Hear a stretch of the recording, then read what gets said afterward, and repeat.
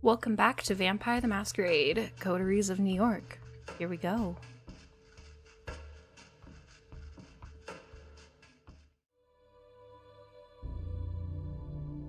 Go and meet Jezebel's Childer. Sophie mentioned a gangrel neonate by the name of Tamika who made herself a haven in Prospect Park. The Farrells aren't exactly a social bunch, even by kindred standards, but if you can keep her from clawing your eyes out just long enough, she might be persuaded to join you.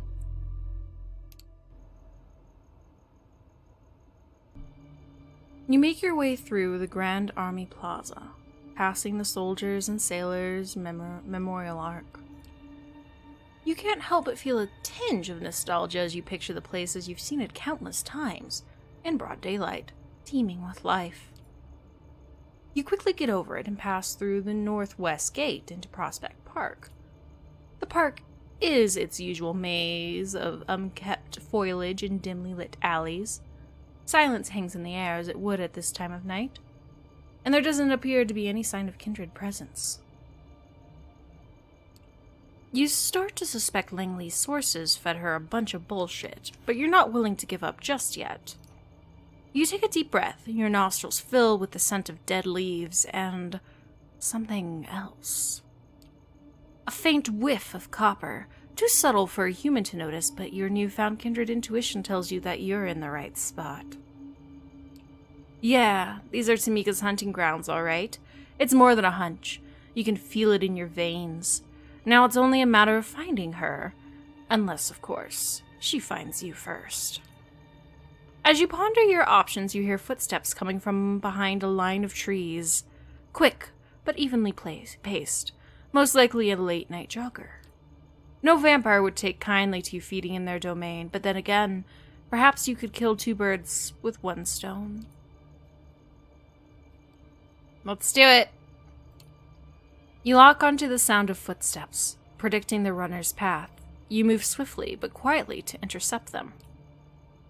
You hide behind a tree and wait for your prey to get closer. Mere seconds later, a young man in an off-brand tracksuit trots into view. You notice the buds in his ears, beat-heavy music bleeding through. That should make things easier.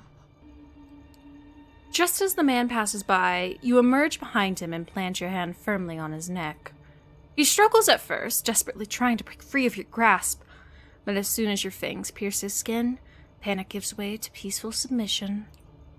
You feel elated as the warm liquid trickles down your throat. The fresh vitae washes over your senses, sending an orgasmic shiver along your spine. Somewhere in the deepest, darkest crevices of your mind, the beast stirs in its slumber. You stop feeding, just in time.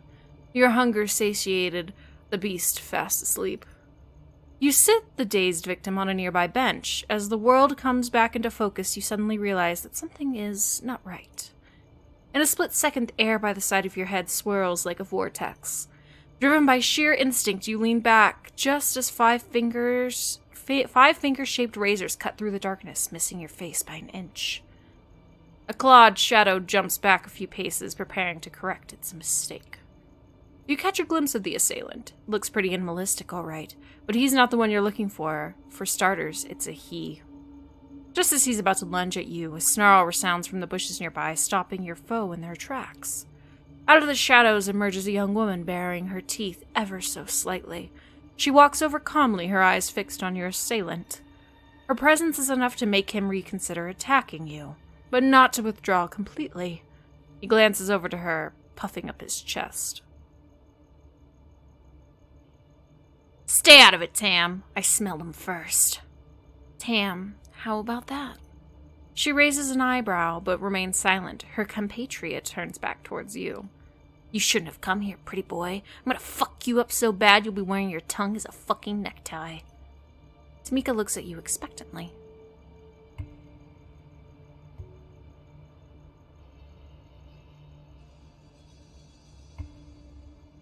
So you can bark. Let's see you bite. Alright, boy. Alright, boy. I just got a boy. Lamar, what? Let's see if your bite is as bad as your bark. Clearly taken aback, he looks over to Tamika, as if gauging her reaction.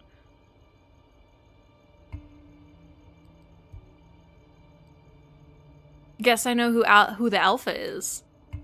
Guess I know who the alpha is around here. A barely visible smile creeps up on Tamika's lips. The man's eyes narrow. Although you can't really see it, you could bet the hair on the back of his neck just stood up. Shut your fucking mouth, pretty boy. You should have run when you've had the chance. A fierce growl echoes across the alley, stopping the savage in his tracks. Tamika walks over to her comrade, her fangs glistening in the dim lamplight. She puts her hand on the side of his head, caressing his hair and tugging at his ear as if she was scolding a puppy. She leans over and speaks in a voice that's firm, yet oddly affectionate. It's okay, Raoul. I'll handle it from here. The male gangrel looks at her with a mix of timidity and resentment. Then he turns back towards you. You want to waste time on this asshole, Tam? Be my guest. Having said his piece, Raoul retreats into the shadows, although if he were to guess, he's likely to stay within earshot. With her companion gone, Tamika turns to you once more. What do you want? I could use your help. Short story, I'm new here and I'm looking for a chance to leave my mark. Maybe shake things up a bit in the process. I could use your help. Why me? My sources claim you're capable. My sources claim you're capable. Are they wrong? No, I guess not. But if you're so well informed, you should know that I don't whore myself out for mercenary work. This is different. I don't think I have that kind of money that could persuade you. All I have to offer is my help, and someday maybe my friendship. Do I strike you as someone who needs a friend?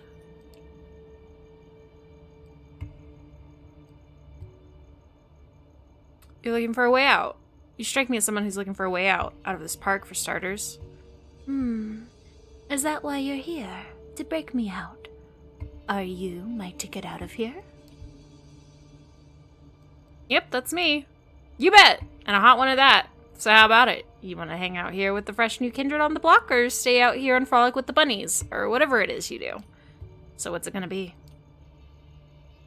For a brief moment, she stands there motionless, looking straight into your eyes as if trying to size you up. Finally, she looks away. It looks like she's come to a decision. Just so that we're clear, I don't trust you. I have no reason to. Frankly, you sound more lost than I am. Still, there's something about you. Most kindred who are this pretty and tend to hide rot underneath, but I don't smell it on you. So I'll give you a chance to prove yourself. I have some outstanding business to take care of. I'll let you know once that's done. Meet me here and we'll see what you're really made of. And with that, Tamika disappears into the night. That went pretty well, all things considered. Alright, let's rest.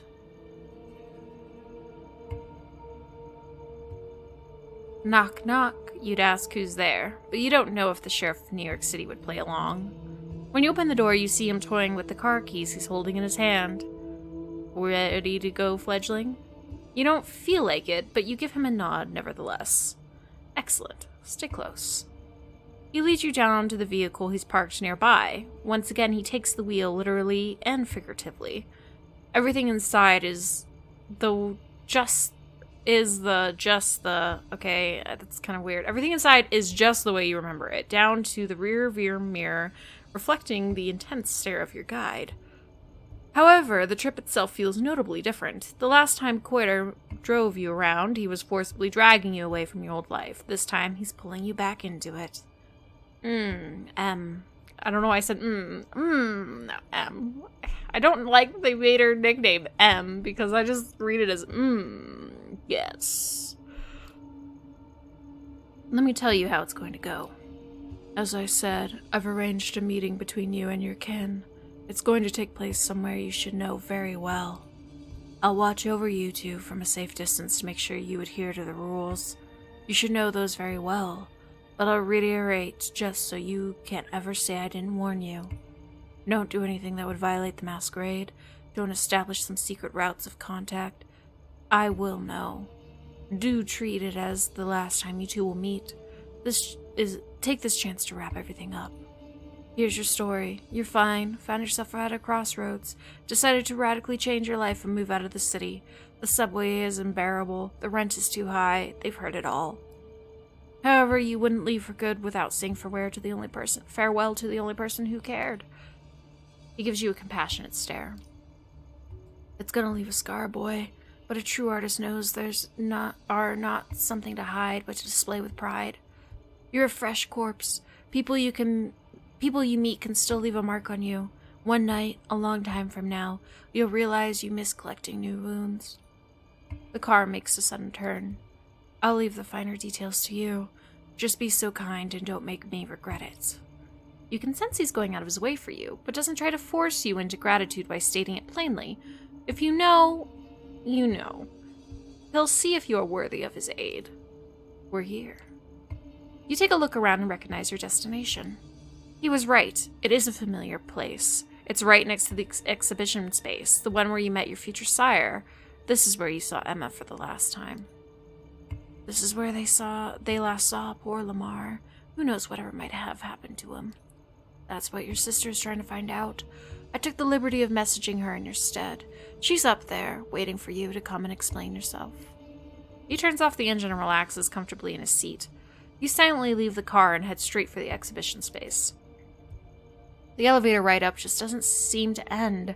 After what feels like 5 hours, but in reality is closer to 30 seconds, you finally reach your floor. Em is standing there looking at the paintings. She's trying to act carefree, but it's holding onto her bag a little too tightly. When she hears your footsteps, she's startled. Then she sees you, and her eyes immediately fill with tears. She runs up to you and gives you a hearty hug. God damn it, Lamar! God damn it! You stay in her arms, silent for a little while. The bonds of blood run deep. This feels right. You're so cold! What happened to you? You look into her eyes and start searching your heart for a lie that would satisfy her, if only a little bit.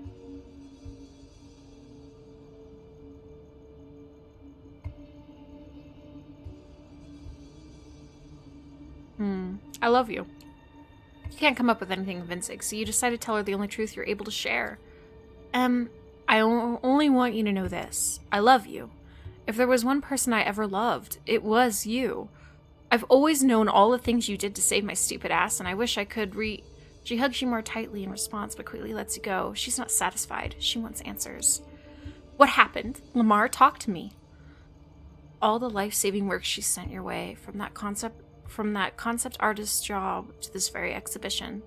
I've been losing my mind. Talked to literally everybody I know to ask when the last time they saw you was. All the time she's helped you get your shit together. I've always been honest with you. The least you could do is return the favor. She has, and she absolutely deserves to know, but she can't. Coterie is waiting downstairs. Lamar! Her voice startles you. Your first instinct is to run. And, like the beast you've become, you trust it. Lamar? You can't do this. Not now. Not like this. She watches you. Kindred, an undying creature of the night, zoom away from her, run into the elevator, and press the ground floor button. This might be the last time you ever see each other. At least look her in the eye and force yourself to tell her one last thing. Don't search for me. Don't search for me. For your own and my own good. She's too stunned to react as the elevator doors close. You slide down the wall, hiding your face in your arms. You find your own priorities disgusting, but what gets you down the most is not the fact that you failed to give closure to the only person you cared about. It's more that you failed to make this farewell beautiful. It makes you feel like a failure of an artist. Even with all this newfound power, you still can't express yourself through the canvas of your life. You're still stuck in your own ways. But you know Em. She'll take the pain you've caused her and use it to make art that resonates, that sells. What if authentic trauma is the best gift you could find to repay all her generosity? Jesus Christ, you're disgusting. If you consider all of those emotions commodities, no wonder you're a failure as an artist. The elevator doors open. Better run while she's still up there. Back to Coterie's car. Once you close the door, he instantly puts his foot on the gas pedal.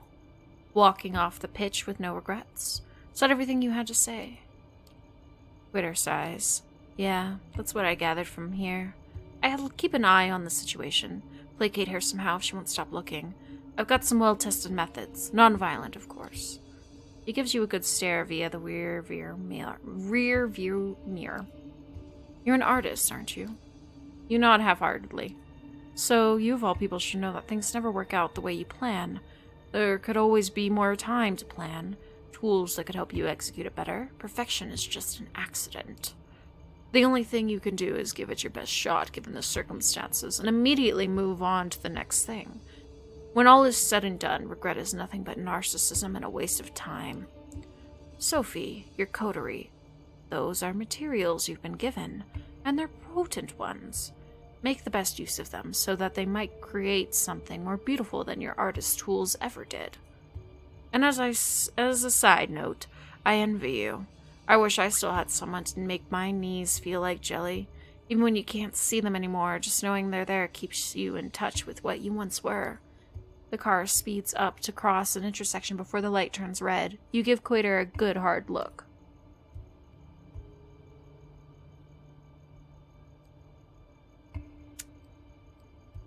You know what? Coterie is being like, no one had to do what he just did.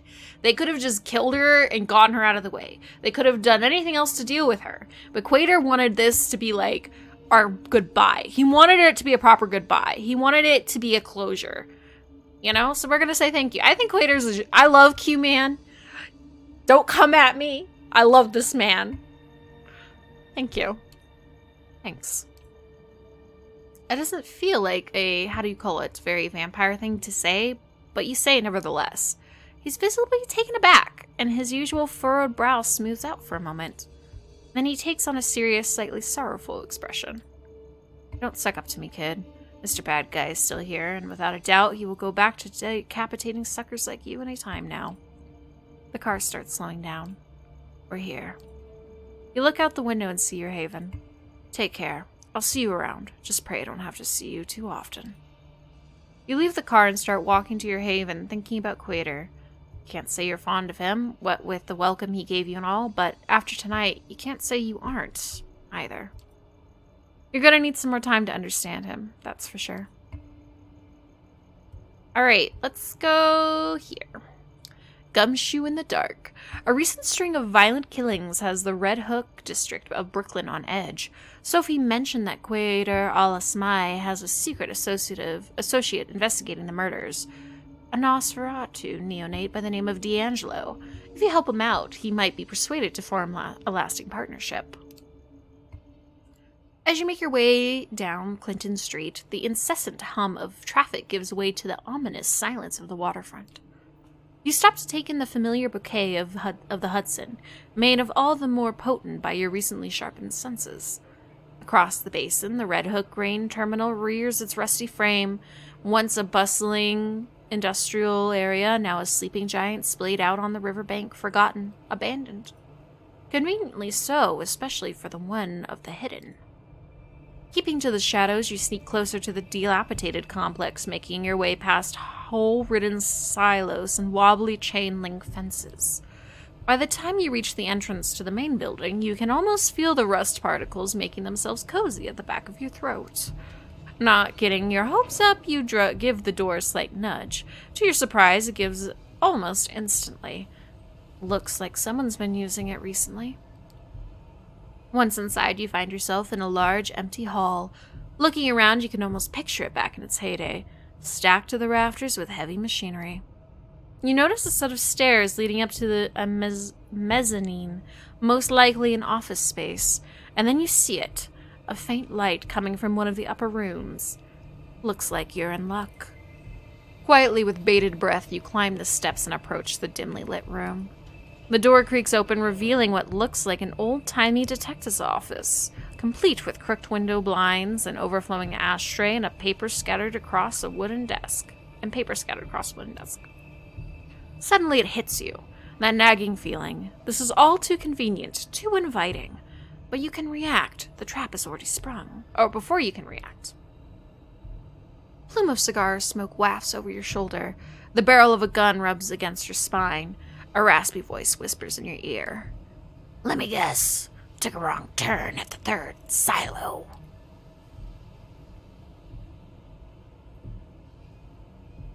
We'll use presence here. We don't really know who this is.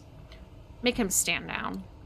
Driven by a strange hunch, you open your mouth. You hear yourself talking, but the words are not yours. They seem to be coming from the deepest recesses of your memory. A movie you saw as a child. You don't know why, but it seems oddly appropriate. I know what you're thinking. This punk ain't got nothing on me. I'm sitting pretty on a loaded Colt detective special. 5 in the cylinder, 1 in the chamber. And I only need the 1. As corny as it all sounds, the stranger seems oddly receptive to your tough guy monologue, so you decide to bump it up a notch. Focusing your will, you boost your aura, filling the room with your presence. Your voice becomes smooth, oozing with charisma, a regular Sam Spade. You yourself can't help but feel a sense of awe. Hopefully, the stranger feels it too. But then there's that nagging feeling. What if there's more to this guy than he lets on? What if he's got me right where he wants me? Maybe I should hear what he has to say. Is that right? Yeah, so how about we drop the tough guy act and talk like adults? You can always shoot me once we're done. For a few tense seconds, the room grows quiet. So quiet, in fact, you could swear you can actually hear the smoke swirling in the air. Finally, the stranger speaks again. You got a point here, kid. In a strange interplay of light and shadow, the stranger reappears behind the desk. Seeing him in his full, for lack of a better word, glory, you can't help but smirk. This is the dreaded Nosferatu. The way Sophie described them, you were expecting some grotesque monstrosity, but this guy, the clothes, the swagger, the hard-boiled detective routine, it all comes across as a bad joke. Still, when it comes to appearance, his lineage is undeniable.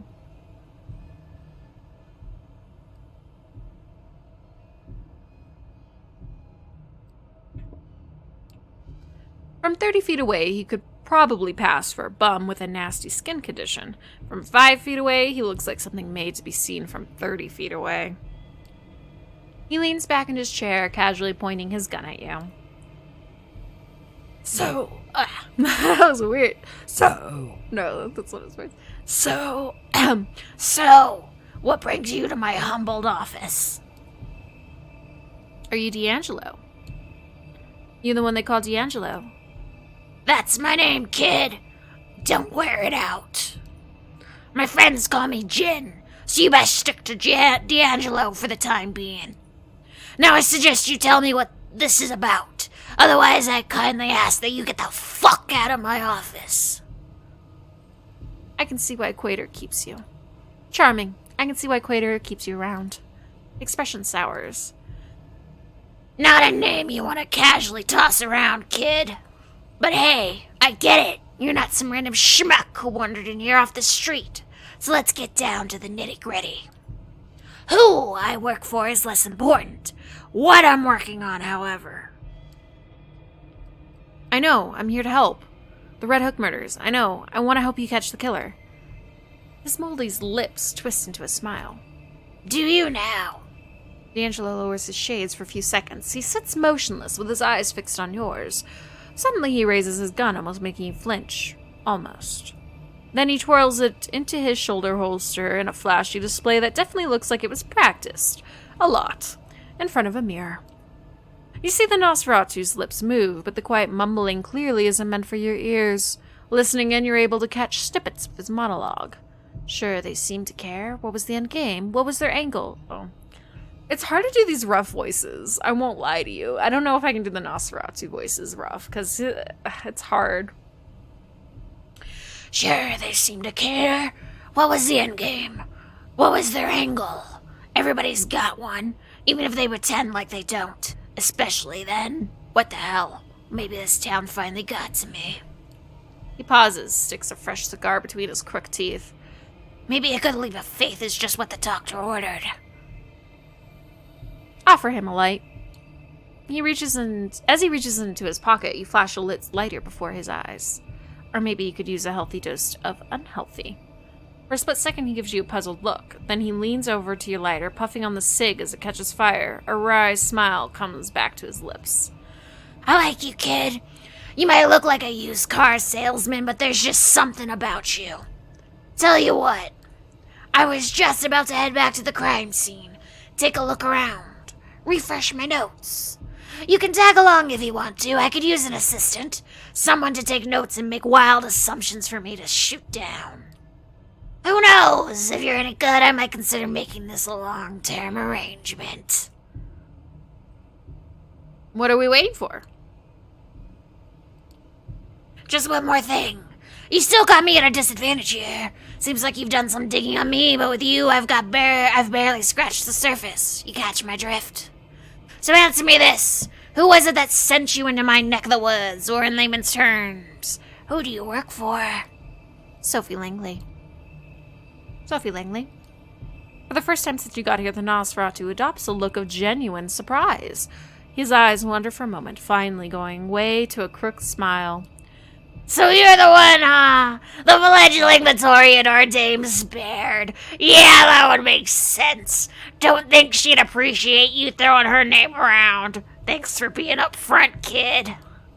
One blink is enough for you to miss D'Angelo vanishing from his chair. Just when you're about to look around, he reappears right next to you. Up close, his smile is even more unnerving. All right, moonlight's burning. Let's get cracking. With a certain fascination, you watch D'Angelo stumble his way across West Brooklyn, oddly animated, incessantly scratching his face and neck, stopping every once in a while for a bout of mumbling narration. He is most certainly a sight to behold. Still, he seems to be getting around okay. You take particular note of the fact he seems to be choosing the darker, less frequented streets. There is definitely a method to his madness. Eventually, your leprous guide takes a sudden turn off of Van Brunt Street and into a particularly dingy alleyway. The torn pieces of yellow police tape are a dead giveaway. This has to be the place. Well, here we are. Time for you to earn your stripes. This is where they found him. Drained dry, not a drop of blood in him. And before you ask, no, I didn't get to see the body, so I don't know if there were any bite marks. So, what can you tell me? You take a moment to examine the crime scene. Judging by the chalk outline on the pavement, the man was killed recently. Curiously, there doesn't appear to be a trace of blood or viscera, and you know the city's cleanup crew isn't that fast, or that thorough. Looking up, you notice a spray-painted sign on the wall. It reads, "The Blood Speaks," in big, crooked letters. And you look to D'Angelo. The Nosferatu gives you an expecting look. How come there's no blood? Did you say the victim was drained dry? Because I don't see a trace of blood anywhere. Good eye, kid. It's the details that count. And given that the murder was committed right here and the victim didn't make a sound, we can therefore conclude that the killer was kindred. Bingo! Only a kindred could drain a human this quickly, this quietly. But not just any kindred. Take a look at the graffiti. What do you think it means? It's meant... Seems desperate. My thoughts exactly. It's as if someone wanted to get a message across, but was too scared to stick around and read the whole damn book, so we got the abridged version. Tell me if you were to guess, which clan would you say our killer belongs to?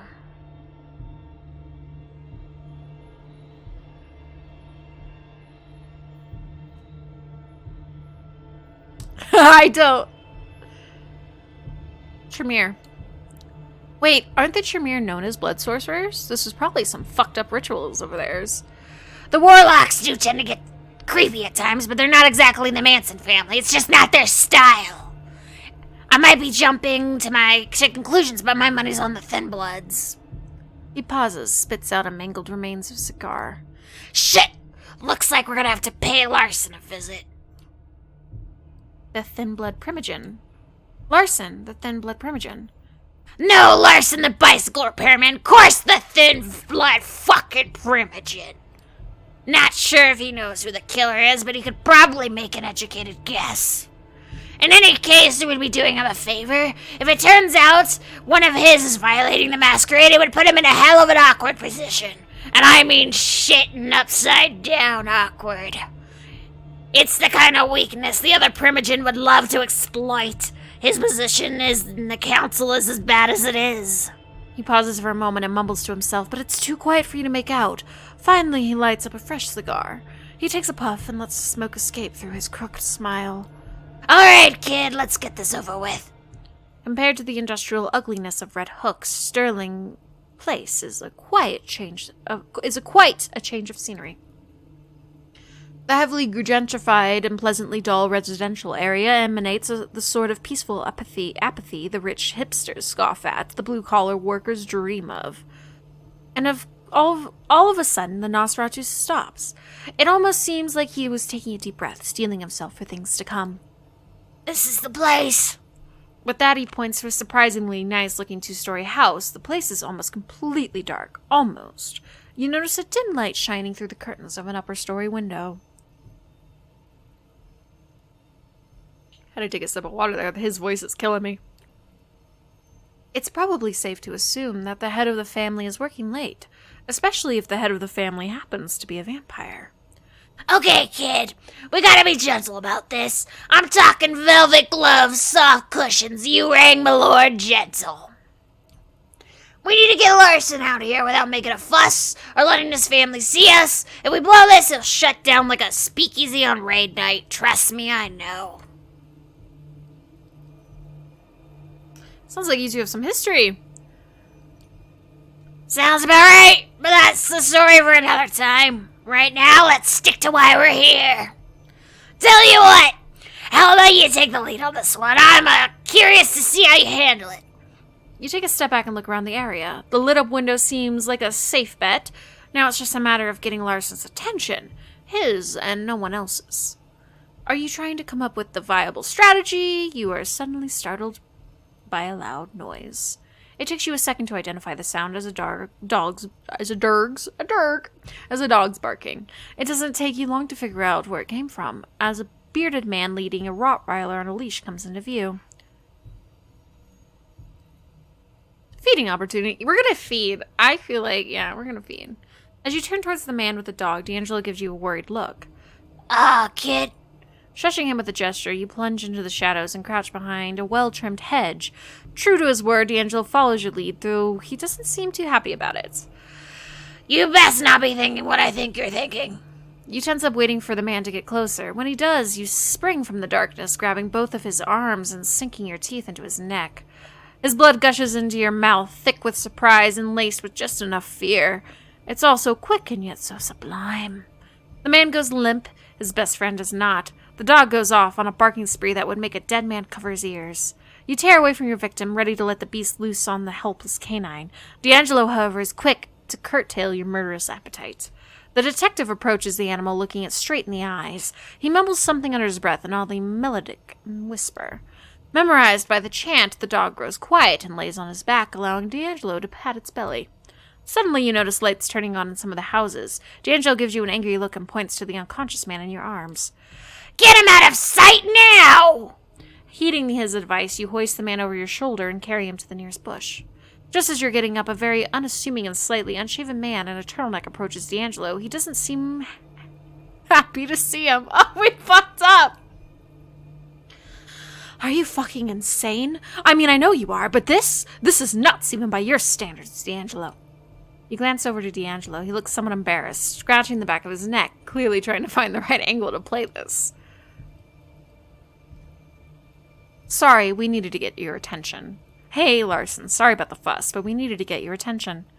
By feeding right next to my house? What the hell is wrong with you? Get the hell out of here!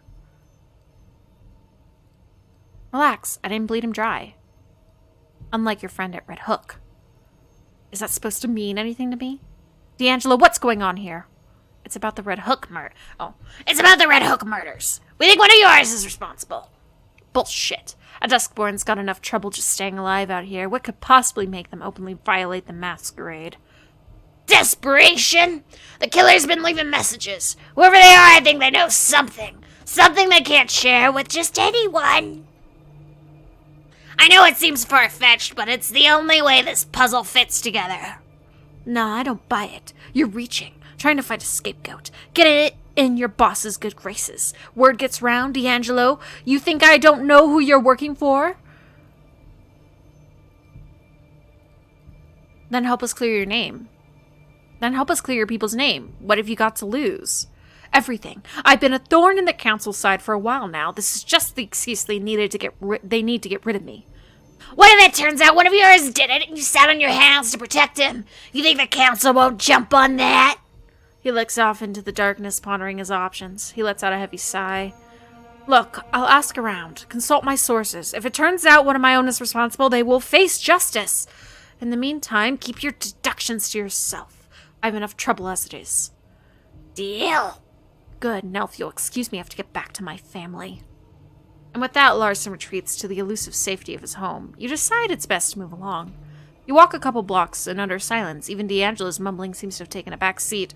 Oddly enough, you find his newfound I don't know this word, so this is a new word. Reticence? Somewhat unnerving. Finally, Nosferatu stops and turns towards you. Hell of a night. I don't know about you, kid, but I could sure use a drink. Something warm in a tall, sweaty glass. Well, I just had a drink, so I'm good. But first, let me tally your score. Let's see now. You did make a good first impression. I like someone who could talk themselves out of a tight spot. Talking's cheap. Bullets, not so much. You held your own at the crime scene. Nothing I hadn't figured out on my own, but hey, we can't all be professionals. Finally, when the situation called for subtlety, you managed to avoid unwanted attention. Discretion is what separates a private dick from just any old dick. All in all, you did fine. Not fine, but not bad for your first case. Don't let it get to your head. I'll be in touch. Let you know if I hear from Larson. Be ready to meet me at the office. He starts to walk away, but suddenly stops and turns back towards you. And bring a notepad. Every good assistant should have one. Thank God! Oh, he's gonna be so hard if I keep that voice. Alright, well, I think that's about all we really had for the night, so yeah, let's rest.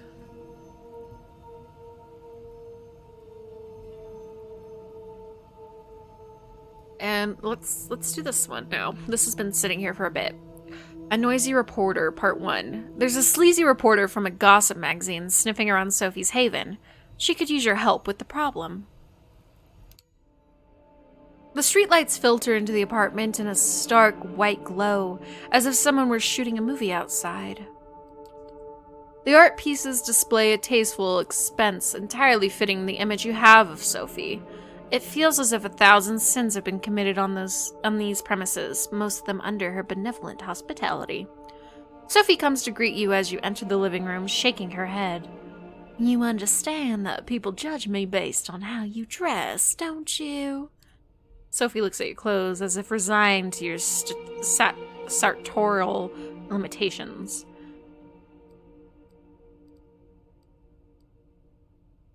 I've tried to dress inconspicuously. Because of the masquerade. That's very sensible of you. I suppose I should commend you for that. Sophie walks to the window and looks out, the streetlights playing on her features. She reminds you of a queen contemplating the unfortunate limitations of her subjects. You'd think that as a vampire, at least we wouldn't have to worry about the vultures of the press. Unfortunately, when you have power and ability, there are always parasites trying to feed on you. I used to have a journalist friend. Then you know what they're like. Sophie steps away from the window and settles down on a sofa, a wine glass with red liquid in it, blood, treated as not to spoil. You've become good at noticing the scent, even from a distance. She doesn't offer you any as you cautiously sit down across from her. This awful man has been stalking my apartment with a camera. He's gone through my trash.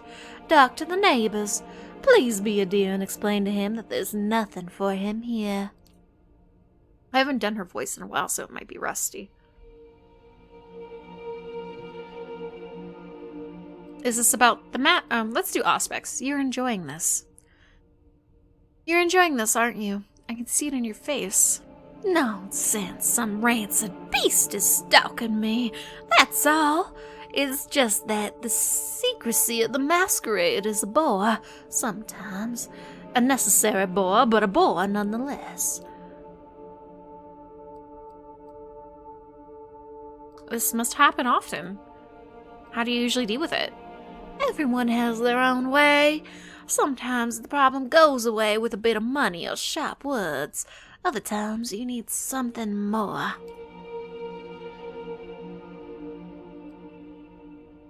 Am I in danger? Everything that has to do with the media and the Masquerade is dangerous. To you and every other kindred. Time for you to go. I have business to attend to. You leave the apartment as Sophie disappears into another room. You don't have a clear idea of the game she plays with the city's mortal and immortal power structures, but she always seems to be making a move. Outside on the street, there's a slight warm drizzle, the kind that gets under your clothes and makes you want to take a shower when you get back to your own haven. The reporters immediately jump out to you. Let's use enhanced senses. New York smells of people, thousands and thousands of them packed together. It takes a moment for you to get to grips with the full panoply of sensation. But once you do, there's one that sticks out. Cheap aftershave, the strong imprint of someone who has hung around the building a lot, strong enough to persist despite the late rain. Stale cigarette smoke, sweat.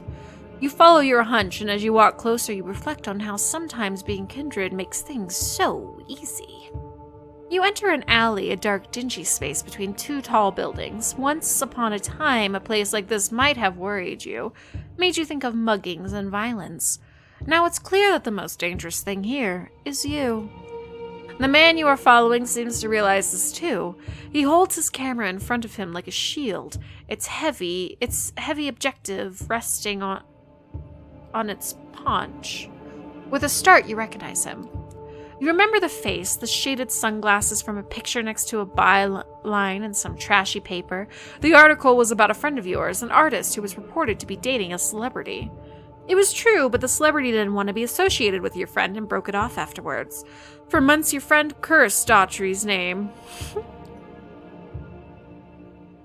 Hey, don't go around scaring people like that. I don't know what that voice is, but that's his voice. I recognize you. You're Frank Coterie. I recognize you from that thing. You're a fake reporter, right? I'm a real reporter, damn it.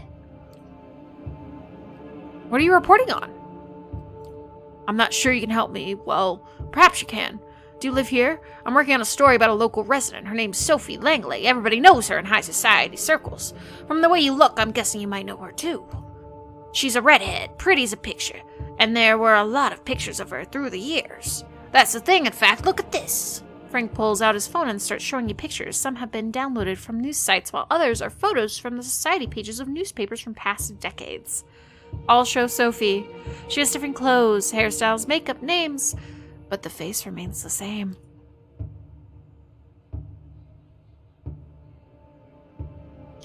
That's strange. So what do you think is going on? Beats me. That's what I'm here to find out. You must have a theory about what's happening. I have a theory or two, but before I print my theory, I need facts to back it up. 3 words. Extreme plastic surgery. All the celebrities do it. Only her doctor's better than the rest. You look critically at the photos on Frank's phone.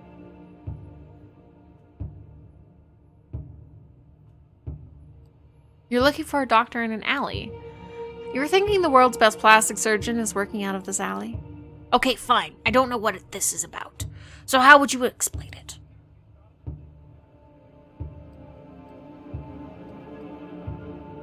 I know Sophie personally. You got to understand that I know Sophie pretty well. We move in the same circles. So what can you tell me about her? She has a tragic family background. Her family has suffered a terrible tragedy. It would be cruel to subject them to the full glare of publicity. Who cares? Everybody has a hard life. I gotta have something usable. Leave and destroy your research. Look Frank in the eyes. They are red behind his shaded glasses, veins popped from years of neglecting his body. Suddenly he seems soft, easy to manipulate. His will nothing but plaster crumbling under your boots. Go home and destroy your research on Sophie Langley. As your vampiric gaze takes over Frank's mind, he feels less than a person and more like an automaton, a machine you can program. Perhaps this is why older vampires are said to think of humans as nothing but animals. How can you consider someone a thinking person with free will when you can override them at any moment? Frank is mumbling, fondling his camera, and inching around you to the entrance of the alley. He looks sad and worn as he goes, a man who used to be something, now just a shell. It feels almost embarrassing to use the powers of your blood on someone so weak. At least you're pretty sure he'll stay away. Alright, we helped Sophie out, so... The other side of Hope. Hope is about to head into the city, accompany her and see her true face. And that's where we're going to leave it for tonight. Thank you for watching.